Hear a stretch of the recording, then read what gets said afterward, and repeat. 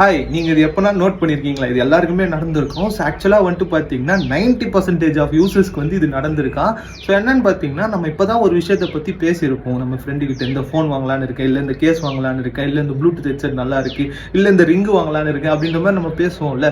So பேசுறதே வந்து பார்த்தீங்கன்னா கொஞ்சம் நேரத்தில் ஆடாக வரும். ஸோ அது எப்படி எடுக்கிறாங்கன்னு வந்துட்டு பார்த்தீங்கன்னா, சில ரிசர்ச்சர்ஸ் வந்து இதை பற்றி ரிசர்ச் பண்ணியிருக்காங்க 2022.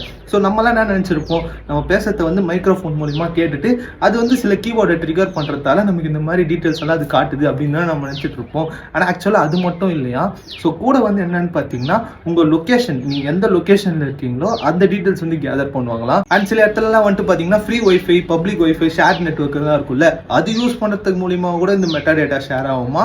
அப்புறமா வந்துட்டு பாத்தீங்கன்னா நம்ம இந்த கான்டாக்ட்ஸை சிங்க் பண்ணுவோம்ல கூகுள் அக்கௌண்ட்டோட.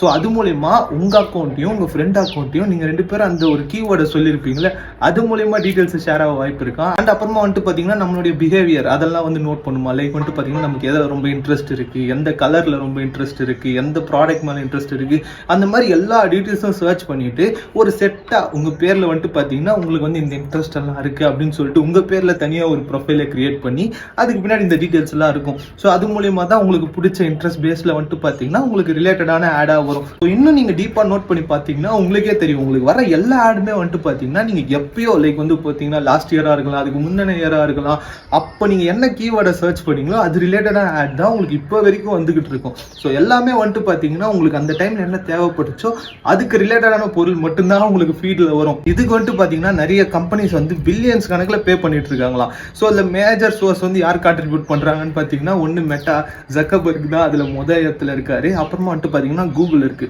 ஸோ அது மூலியமாக தான் அந்த கான்டாக்ட் டீட்டெயில்ஸ் எல்லாம் ஷேர் ஆகிறது, அந்த மாதிரி டீட்டெயில்ஸ் எல்லாம் இருக்கு. ஸோ அதான் இந்த ரீசெண்டாக நடத்தின ரிசர்ச்சில் வந்துட்டு இதெல்லாம் கண்டுபிடிச்சிருக்காங்க. ஸோ அதெல்லாம் தான் முக்கியமாக சொல்லணும்னு நினைச்சால் தான் இந்த ஒரு வீடியோஸ் வந்து மாதிரி நிறைய வீடியோஸ் பார்க்க மறக்காம ஃபாலோ சப்ஸ்கிரைப் பண்ணிக்கோங்க. And video